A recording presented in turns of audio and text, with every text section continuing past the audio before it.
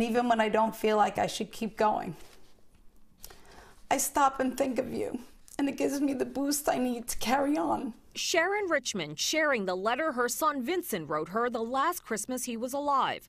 Barbara Senna is another Long Island mom who's lost a child. She carries a part of her son Michael with her every moment of every day.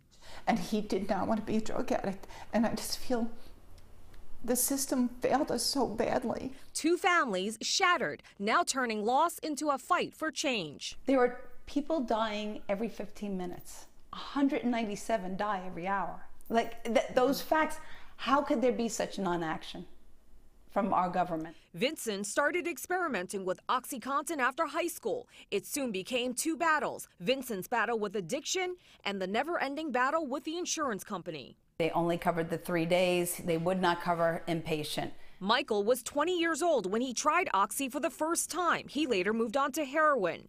He was treated in at least 8 different rehab facilities or sober homes, 3 of them out of state. And quickly he learned it's a complex and difficult journey to get off drugs. Rehab is a $35 billion a year industry. There are 13,500 drug treatment facilities nationwide, but there are currently no federal standards for rehab programs or sober homes. The nation's opioid crisis is big business. My son learned so many bad things there. There's got to be more monitoring and control. Dr. Jeffrey Reynolds is on the state's heroin and opioids task force. He says these facilities lack regulation and oversight. The problem is the treatment isn't very good, the price tag is very high, and families who would pay anything to save their kids' lives are being duped left and right by these marketers. Facilities advertise beautiful places, but critics say there is no rating system and no empirical data to back up alleged success rates. So-called brokers have also become a part of the industry. They serve as middleman. Although legal, they're getting paid by facilities for the number of new patients they bring in. I was driving home from the hospital when, they kicked him out, and I was like, I didn't know what to do, and I heard a radio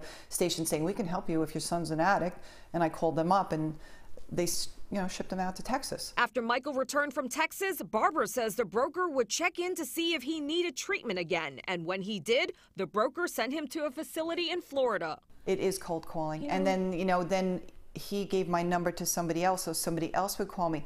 A lot of these are boiler room operations. They're paid when they make those referrals. It's usually between $3,000 and $15,000 for every person you deliver. Barbara's son had just left a sober home when he overdosed in Florida. For Sharon, after the insurance stopped paying, she brought Vincent home, where several months later, he OD'd. And now she's taking her fight to Albany. She wants lawmakers to force insurance companies to comply with an existing 10-year-old federal law requiring substance abuse to be seen the same way as medical illnesses, paying for more treatment. They say they're committing themselves and they send their condolences, but at this point, I don't want condolences. I need action. What both families have learned, everything about the drug treatment industry is difficult to navigate and expensive.